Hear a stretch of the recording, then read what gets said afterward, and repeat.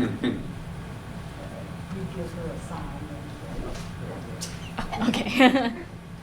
All right. Good afternoon, everyone. Welcome to the August West Covina Traffic Committee meeting. Today's date is August 10th, 2021. The time is 3 p.m. and we are meeting at the Management Resources Room in the West Covina City Hall. So first, we're going to start with introductions. So my name is Gabby Del Banco, and I'm a part of the West Covina Traffic Department. And I'm Jana Robbins with the West Covina Traffic Division. Michael Ackerman, City Engineer. Mark Contreras, West Covina Police Department Traffic Bureau. Okay, we'll now call this meeting into order. So this is the agenda for today's meeting. First, we're gonna go over the items that were discussed in last meeting. Can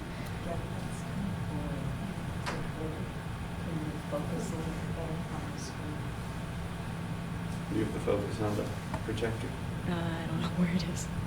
There should be a wheel on top or bottom. Hang on a second, folks. We're going to set our thing so we're not, there we go. Okay, Yes. is that better? Yes. Okay, I thought it cool. was me. Sorry about that, everyone. Okay, There we go. so now here is our agenda for today's meeting. So first we'll go over the items discussed in the last meeting. The items that were approved last month was the line of sight review for driveway at South Hills Academy, the traffic review along Roland Avenue between Vincent Avenue and Lark Ellen Avenue. And the last item was the traffic review along Stewart Avenue and Holly Oak Drive between Azusa Avenue to Lark Ellen Avenue. And now we're gonna go over the new items. So the first item that we'll go over is the Amanda Street at Sycamore Street red curb request. Jana will now present the item. Okay, we received a request from a resident to review the existing line of sight exiting from the driveway at the Fox Glen complex. I guess it was difficult for them to see getting out. If you look at the driveway where the star is, to make a right or a left because cars were parked way up to the curb return. So we looked to see how we could improve line of sight. So we did our usual line of sight for a 25-mile-an-hour street, and we decided that it would benefit from additional red curb. So our recommendation is to paint 15 feet of red curb on the, I think it's the east side of Fox Glen driveway. This will prevent cars from parking right up to the exit right there, so it gives them a little more room to see cars coming. And then also on the other side, the west side was a fire hydrant. So based on the CVC code, we need to have 15 feet of red. You don't have to have red, but you need no parking 15 feet on either side of a fire hydrant. But in this case, since there is heavy parking, we decided that we'd go ahead and paint it red. So just to keep people so they don't start inching up further, and it provides fire department with good, clean access to the fire hydrant. And that is our recommendation. So do we have any discussions? Okay, shall we decide, let's vote on this issue? All those in favor? Aye. Aye. Any opposed? No. And we do not have any residents on this issue in attendance, so we'll go ahead and this one passed. All right. So the next item we'll go over is Cameron Avenue at South Pima Avenue, pedestrian crossing upgrade of signage to RRFB. Okay, this one came from Public Works that they noticed that, and at the request of the school, that right in front of the elementary school, I believe it's Cameron Elementary, there is a existing yellow crosswalk, and it has in-road lights, but the in-road lights are not working. And since this is right in front of a elementary school, that we're going to upgrade the crossing to how we have new standards now. If you look at our recommendations. So what we're gonna do is we'll really restripe it with the yellow ladder crossing. And now we put in the yield here to ped sign with the, what we call shark teeth, the white, it's kind of the stay back line, so cars don't get too close to a crosswalk. So there's not the double jeopardy of someone stopping and a ped walks around them and gets hit. These will be, also we will remove the non-functioning in-road lights and replace it with double-sided RRFBs, which are the the rectangular rapid flashing bar, and it goes between the pedestrian sign and the arrow. And it's head actuated, so when a pedestrian pushes the button, the signs flash. And then we're also including the neon yellow school signs and approach of the crossing just to remind drivers that there is a crosswalk coming up. And then we're also right at the street that's on the east, or north, south, west of the crossing. We're going to paint a new yellow ladder crossing so that it's on their route. So we have the yellow crossing, because this is where that side street, which is Dolly Avenue, yes. That's where parents usually wait for some of their kids, and there is a heavy amount of pedestrians crossing there. So we want to have it also with the yellow crosswalk. So, any comments? One comment. Yes. Does the crosswalk on Dowley also get the raised pavement markers? Yeah, we could do that. There is a thing where you put they're like the center line raised pavement markers, but they would be yellow, so at night they would show up. Yeah. They're not in-road lights, but they're just reflectors, so we could also put those on for added visibility. We could also do that on the main one on Cameron. Yeah, I think it shows them on the main one on Cameron. Yeah. Yeah. No, I've noticed driving at night, it really reflects the headlights right back up into the driver's eyes, so it illuminates the crosswalk rather well at night. Yes, so we could do that on both crosswalks. But we found that sometimes we've had one city, we put them, if they're placed too close together, then cars keep running them over and they pop off. Right. But we kind of put them where the ladder painting is, so it's out of the wheelbase of cars just running them over constantly, so that they'll last longer. So if we're refreshing the whole area, now's the time to do it, so. Perfect. Okay, any other discussion? Okay, shall we vote? All those who approve? Aye. Any negatives? No. And no residents on this item either, so it passes. With the addition of the yellow RPMs on the outlining the crosswalk. Okay. What's the next one? All right. The next item that we will go over is the traffic review at Cameron Avenue and East Hills Drive intersection. Okay, now this one's a little more involved. Residents are concerned, we have a couple residents that have concerned with exiting on East Hills, off of East Hills to get onto Cameron. Now Cameron, as we know, is quite a larger street. It's a minor arterial with quite a bit of traffic. It has between 7,000 and 12,000 ADT. So we looked at ways that we could improve the visibility of this of the street as it exits onto Cameron. And does our next video slide show what it looks like with the islands? There we go. Okay. So we did count we looked at the speed, we did a speed survey as well, and yes, the speed is traveling above the posted limit, which is 45 on camera. But this intersection is unique in that it has these mini islands that stick out into Cameron. And when we did a field visit, we noticed that there's some tire marks on the islands. So at night, I think they're not as reflective as they were when they were first installed. So I know the resident and some of the other people that live there wanted to have always stop control at this location, but when we look at always stop or installation of any stop sign or signal, we have to follow what's in the California Manual of Uniform Traffic Control Devices.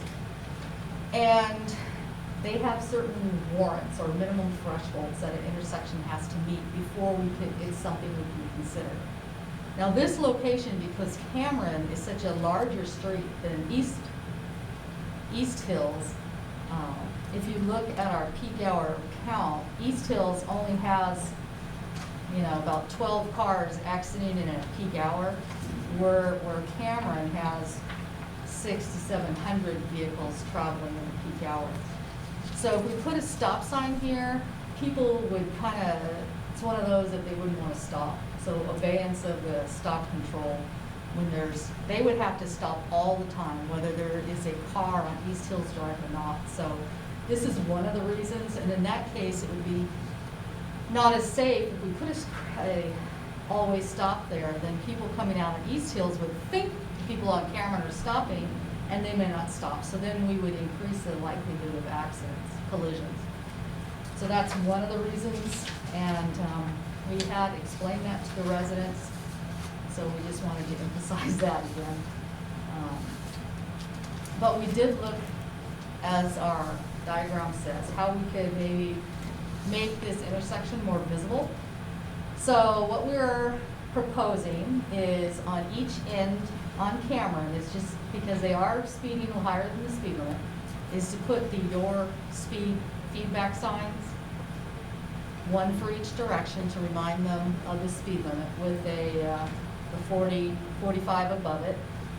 Then also repaint the mini islands, the yellow, with the outline it in the highly reflective yellow.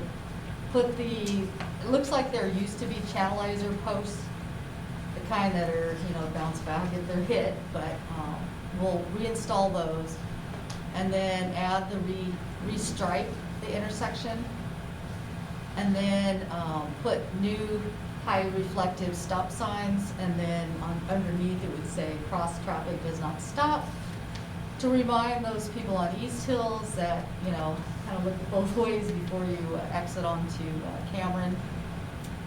And then also as a approach would be the side road intersection signs, just kind of reminding drivers that East Hills, as well as some of the driveways along that street and some of the other streets, that they're going to be exiting onto Cameron, because there is a curve. So it's just kind of a reminder.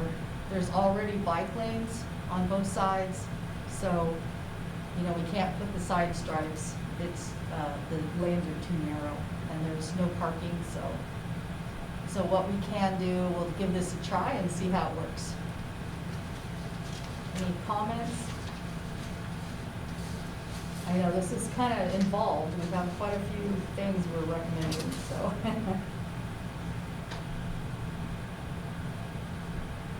Any discussion item? Mike, Matthew? Just trying to think if Anything these else? curbs just got removed, but I don't think that would necessarily be beneficial either. Yeah, we looked at it. It's just it has a right turn pocket, Yeah. and then also it has like an acceleration lane when they make a right out of East Hills. I mean, the big issue here is making a left, I think. And So, the curve, right? Yeah, It's coming there's around a a curve. curve, It's, and you're making a left. even the drivers on Just- Cameron have less sight distance. Right. Like you said, I think try that and see if it helps. Yeah, we'll try to make it more visible and then we'll do a reassess, you know, see how it's working. I mean, the left turn is gonna be an issue, so because there was only, when we took the count, there was 7 people making a left turn in an hour. So it's like, it's not a heavy amount of traffic, so, I mean, we don't wanna restrict it because then the residents would not be happy, but we just really want the people making a left to be careful of both ways, you know? Yeah. Is this a permanent your speed is sign installation, or did we purchase signs that we move around? This would be a permanent on this location. We haven't purchased the ones we can move around Okay. as yet. We do have some funding coming up, so, and some of the areas we could put the temporary ones. But in this case, Cameron is traveling at a higher rate of speed, so I think it'd be beneficial to just leave it up. What was the average rate of speed they were traveling? 50, the 85th percentile. Oh, okay. I mean, we did take the counts because it's during this unusual time of COVID, so people are traveling a little faster because the streets are less. Right. I mean, we did an ADT count and it came in at 7,000 something, and we looked back at the speed survey that was taken in 2017, and that section of road had 12,000. So, I mean, we're about 40% less than what we are, so maybe, and schools are starting, and, I mean, it's a two-way. Schools are starting, so there'll be more cars out there, so maybe hopefully they'll slow down, you know. So we'll see. Are we ready to make a decision on this one? Okay. All those in favor? Aye. As is? Okay. Aye. Any opposed? No. And this one, we did have an email this morning from the resident that initially requested this, and she again wanted to bring up the request for always stop at this location. So I think we will respond to her and let her know why always stop is not warranted at this location. So, I mean, at this point, I think that's all we can do. But she wanted to make known to you guys that she was still requesting always stop. All right. Okay, the next item, the next item we will go over is Merced Avenue at Greta Avenue, line of sight review. All right, okay, this is kind of similar to one of the Amanda and Sycamore. This is a reviewed line of sight conditions at this intersection. Resident was requesting that red curb be added to the northeast corner of Merced with Greta to increase visibility for vehicles turning out of Greta onto Merced. And Merced is a minor arterial, and it has a 40-mile-per-hour speed limit. Greta is a residential street with 25 prima facie. So we went out there and looked, and here again, cars are parking right up to the curb returns. So we did a line of sight and found that we need to add some red curb. So our recommendation is to install 20 feet of red curb along the north side of Merced, beginning from the east curb return past on Greta. So it goes to about their walkway to the house. And then we will also inform Public Works that there's a tree right there that is pretty overgrown. So it's also blocking the visibility, so it needs to be trimmed. It's in the parkway, so I think they can go out and do some trimming. With that, on this one, that was it. So 20 feet red curb and trim the tree so that they have a clear line of sight for that one. Any comments? No comment? Okay, shall we move to approve all those? All right. All right. Okay. and we do not have a resident present, and we did not receive an email from the resident. We did let them know that it would be coming to traffic commission today. All right, so the next one. Okay, the next item that we'll review is the traffic review on Azusa Avenue South of Garvey Avenue North. Okay, this one came prior. This is a prior one that came before us. And what it was residents were complaining that people were using the right turn lane onto Garvey by the McDonald's and continuing through the intersection. They weren't obeying the right turn only. So they asked if we could look at signage or how we can improve that, because people were having, as they said, near misses or what, from people getting back into the through lane onto Azusa, trying to avoid the queue. And then one of the recommendations from the traffic committee was for us to look at if we could continue the right turn lane and make it a through and right turn lane. But we looked at it in the field, and unfortunately that above the north of this intersection is parking for that car dealership. So we would have to remove parking, and so that's an issue because car dealerships, I think they depend on street parking for the people to come in and look at the cars.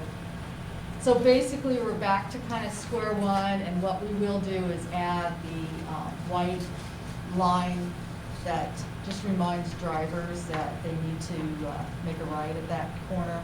There was the signage is there.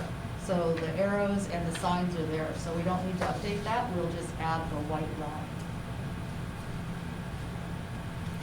So any discussion, Myron? I think it would be beneficial to add those reflective channelizers to kind of almost make quasi-island out of it. I mean, we're gonna run them over, they're gonna run them over, but. That's what I was wondering too, if the giant bot stops or Yeah. channelizers, because, I mean, the white line's good. Yeah. That may help, but people may still go straight too. Okay, we could add the rubber that bounce back, you know, if they run them over. The only We thing could- is public works, if they fall down a bunch, then they can max have to go out there all the time and re-stick them back up. We put them, But, yeah, it'd be a lot less likely to go straight if the channelizers were there. But the stripe may be effective too. Or maybe even I've seen like those oversized bot stops. Yeah. Yeah. Like the really big ones. Yeah. Maybe that might be help in discouraging people from using that as a lane. yeah, the only thing they don't like about the bot dots is that if a motorcycle is going and they fail to turn right and they hit a bot dot. That'll then, wipe them out, huh? You know, that's the only disadvantage with that. So although they should have turned right, if they don't, then we're there's some liability issues, Mhm. potential. Was your first recommendation raised pavement markers or the channelizers. 3-foot channelizers? Yeah. Okay, so Yeah. we could try those, and then, you know, Yeah. if they Even get if you wiped put out two after in a front of the while. car, I mean, cars don't want to hit channelizers unless they Yeah. want their paint wrecked. Yeah. Okay, so what we'll do is we'll do the white rubber, the ones that are supposed to bounce back. Mm-hmm. So hopefully they don't get run over too much. Right. We'll give it a shot, Yeah. okay? All right, so this, we'll do the white stripe and then outline it with the white channelizer posts. Is that agreeable? Yeah. Okay.